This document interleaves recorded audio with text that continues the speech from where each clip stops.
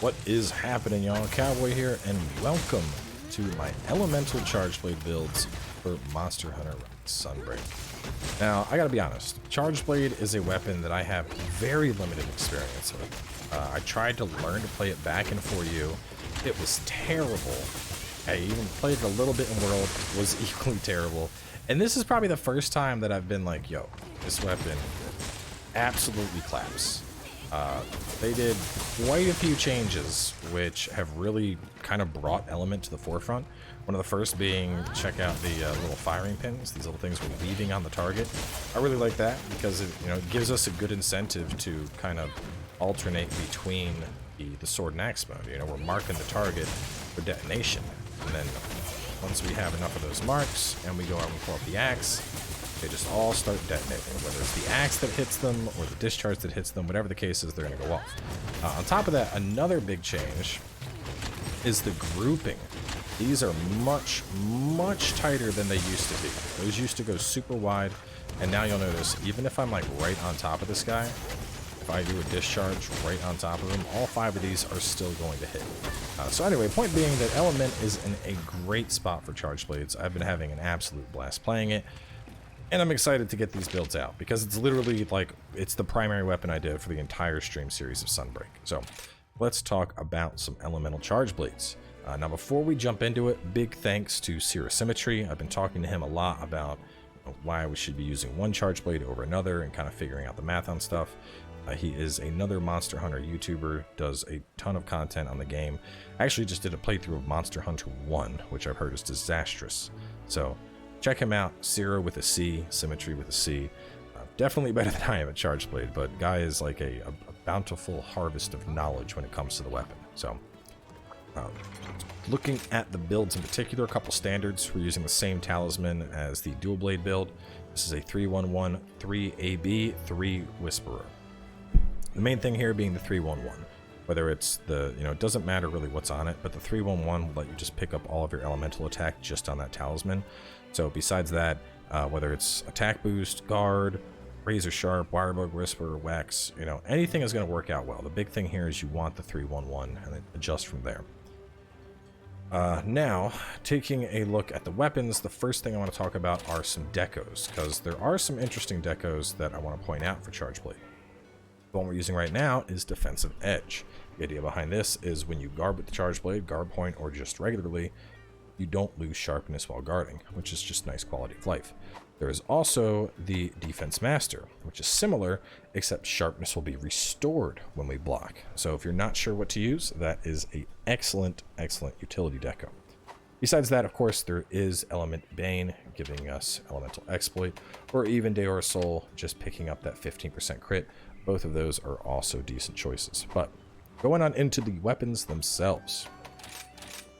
First up, the pretty much one and only choice for ice, the Flicker Lizard Whale. This comes from Aura Somnicath. We have, actually no, you could use Barrios, but this one completely outclasses it. 320 wall, 71 ice, a ton of white sharpness on this. All in all, very solid weapon. Now as for fire, there's actually 2 choices that are a little bit closer. We have the Dear Luta Menevia from Rathian, or we have the Crawling Crusher from Arachna Kadaki. Very, very similar here. We're dropping 30 raw, but adding 30 affinity, but we get more fire on the Arachna Kadaki. You also notice that there's a little bit more white sharpness going on, which definitely makes it more comfortable to play with, but you could have Elemental Exploit over on the Rathian one. So if you're going against stuff where the Elemental Exploit's really going to shine, like say Chameleos, for example, I think the Rathian one might pull ahead. But for general all-around use, I think Crawling is going to be a better choice.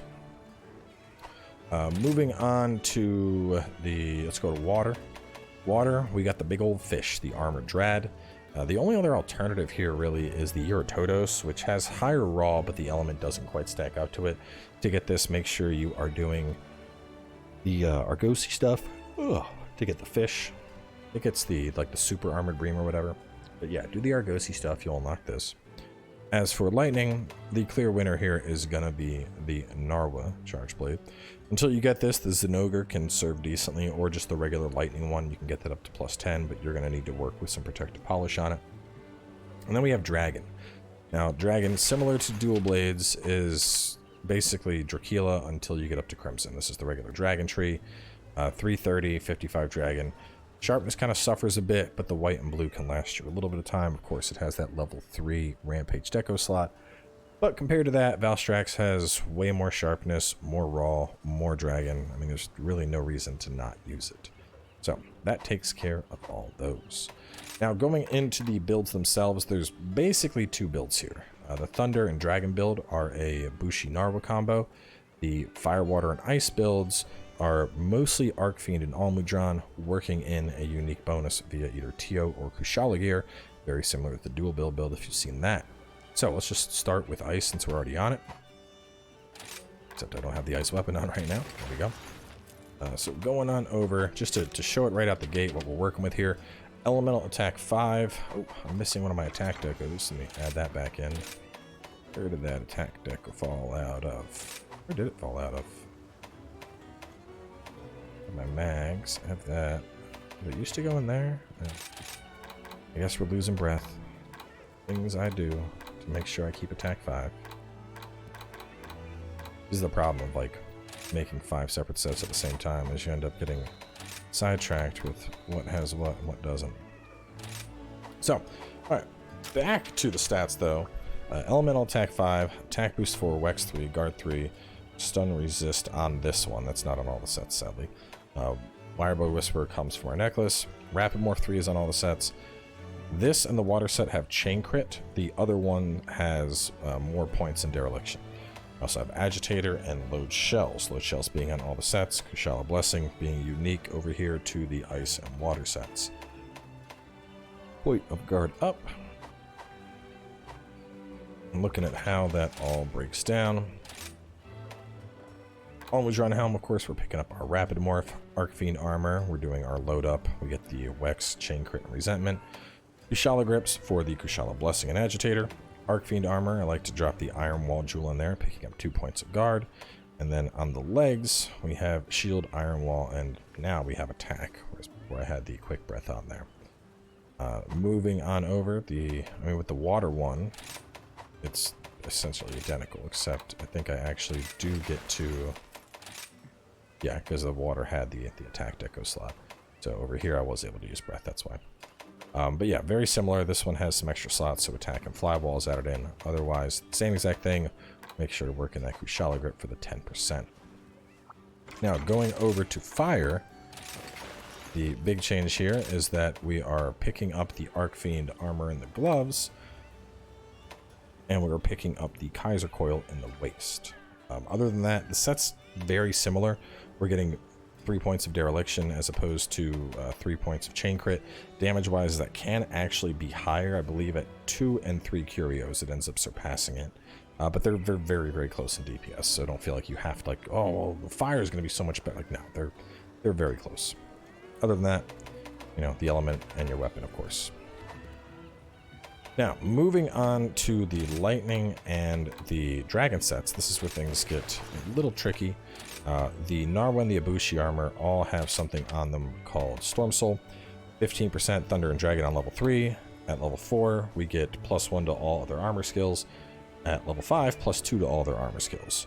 And armor skills being skills that are already on the armor, not decorations, not talismans. However, this allows us to pick up a bunch of stuff. On this helmet, it means we're getting 2 points of Rapid Morph and 2 points of Offensive Guard. Over at this piece, we're picking up 2 points of Guard and 2 of Flinch Free, 2 more Guard and 2 points of Heartbreaker, 2 points of Guard Up, 2 points of Slugger, and then over here, 3 points of Chain Crit and 2 points of Wex. So, all in all, we're picking up a lot of bonuses thanks to the set. And then as for our decos, we have Magazine, Tenderizer, Quick Switch, another Magazine, and then an Attack deco. Of course, all of our element sitting on in there. Anti-aquatic, of course, because it's lightning. But all in all, it works out pretty well. I mean, it doesn't have a lot of the other stuff that we're typically running. But this is pretty stacked. I mean, Elemental Attack 5, Attack Boost, Wax Guard 3, Wirebug 3, Rapid Morph 3, Chain Crit 3, Guard Up, Offensive Guard, Slugger, Load Shells, Part Breaker, Flinch Free. All in all, it works pretty well, I feel. So, the other thing is similar to how on the dual blades we're running Valstrax. You could run that with Charge Blade, and damage-wise it's going to be close. I think this would actually pull ahead.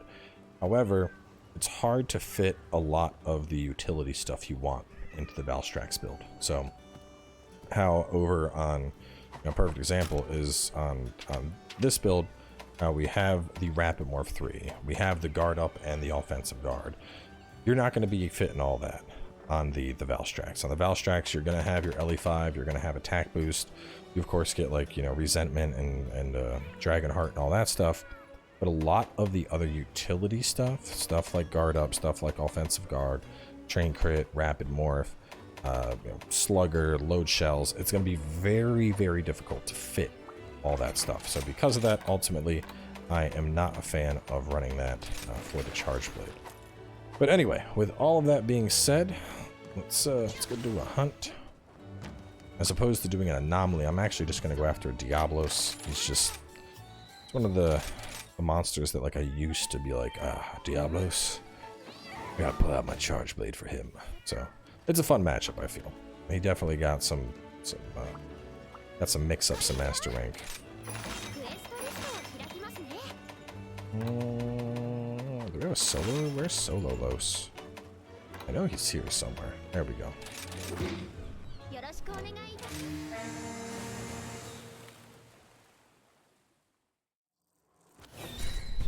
After doing so many anomaly hunts, this should be a breeze. Let's see. You never know, man. That's the thing with Master Rank is like, even when you're like, oh yeah, I got this, all it takes is like fuck up once, and it's like, oh, and you're dead. You're like, wait, what? It is very, very easy to mess up in Master Rank and just die.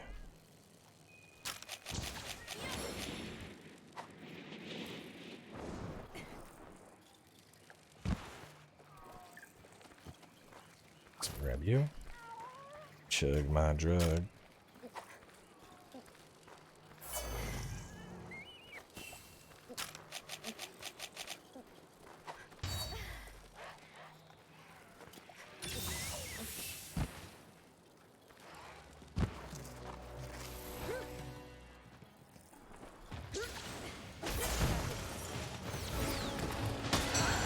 The one thing I will say is I miss having access to, I miss having the extra healing in the Malzeno. I have to be sacrificing my waist.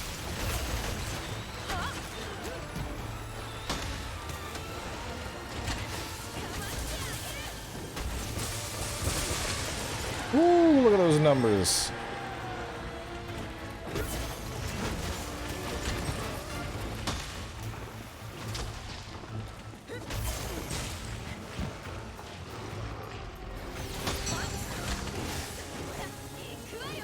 I don't know why I threw that out.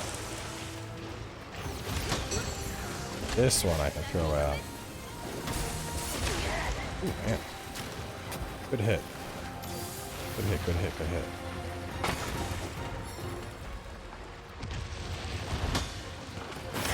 Oh, damn. I don't even know what hit me there. Don't boot me with the tail.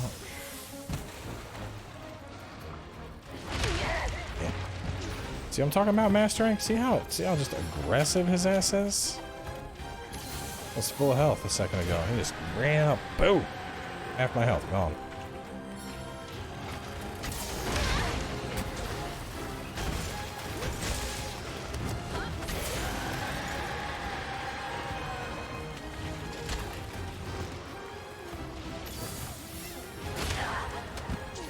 Okay, he's honestly just like not letting me heal at all. Oh, that's a baby roar.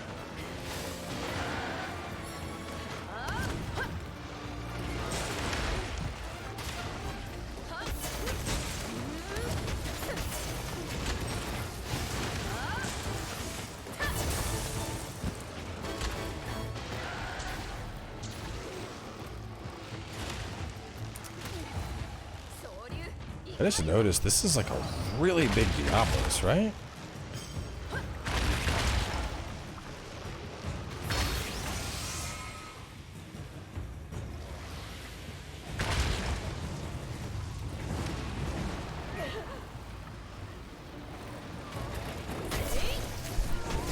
I'm not crazy, right? This is like an abnormally large Diablos.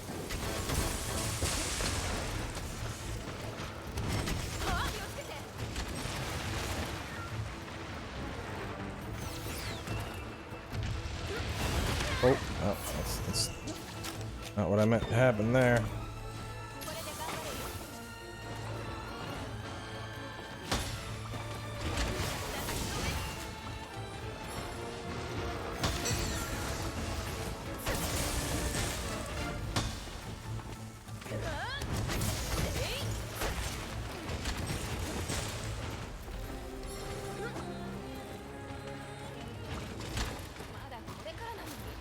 Going after Rachna. He wants revenge.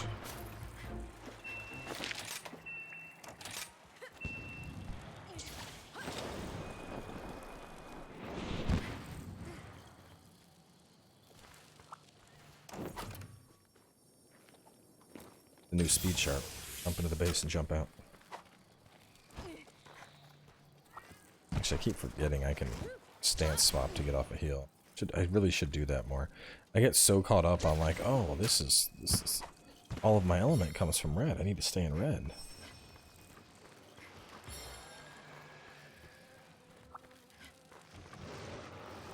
You. That's exactly how I was hoping to open that up.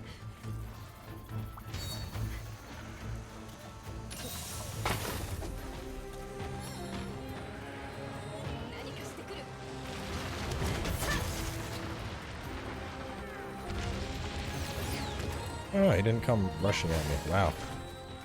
Goes to show you how long it's been since I've actually fought a Diablos with Charge Blade.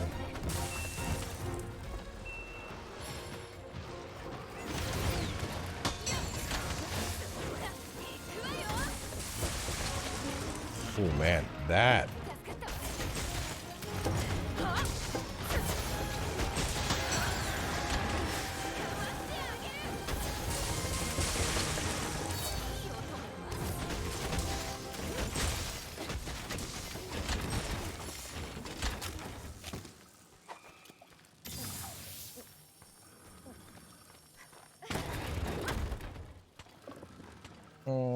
Right here.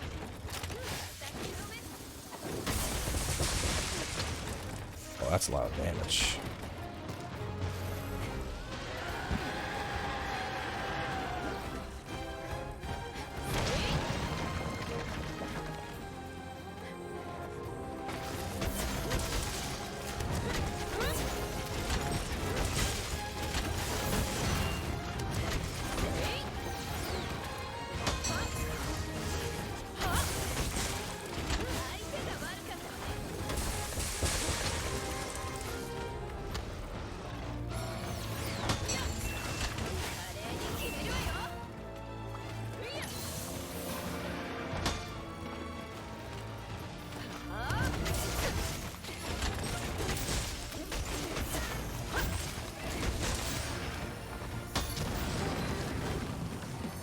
Oh, stunned himself.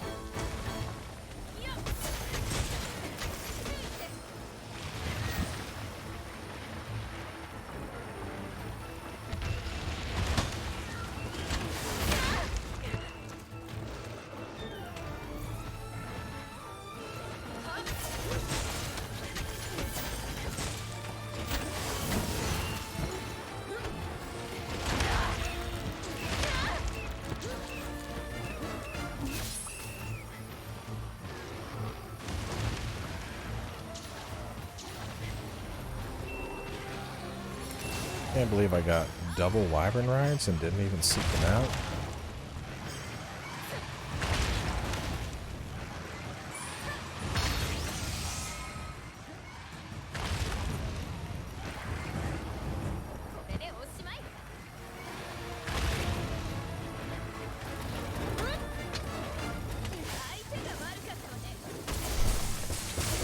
Oh man.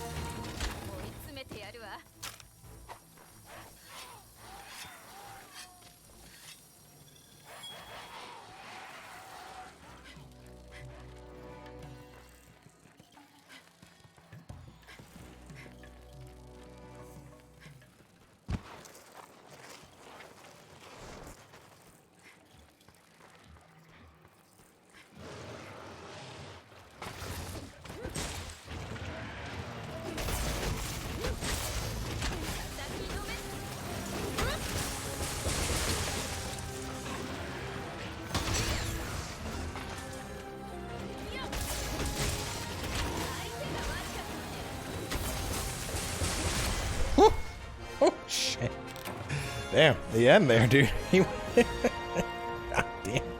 I saw the first hit and I was like, oh, there's the skull. And in my head, I'm like, should I capture? Oh, yeah, I'll just do one more. Boom, dead. Goodbye. I'm like, I don't even consider myself that good with like Charge Blade yet. Like it's still very much a weapon that I'm like trying to get the ins and outs of and practice and get better at. But like the damage is undeniable. Like that was a sub 10 master rank Diablos. Imagine what like somebody that knows what they're doing with this build is gonna do. There's already people that are pulling off like 2.5 minute speed runs. It's nasty. Anyway, point is, Elemental Charge Blade is delightful at the moment. And if you've ever been hesitant on trying Charge Blade, now is definitely the time to learn because it's a blast. So that's going to wrap things up on this one. As for up next, it's probably going to be Hammer. I've been working on a Hammer build for a hot minute here.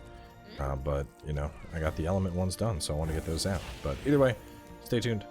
Of course, we will have more Sunbreak. This is literally like the month of Sunbreak. So, I'll catch y'all later.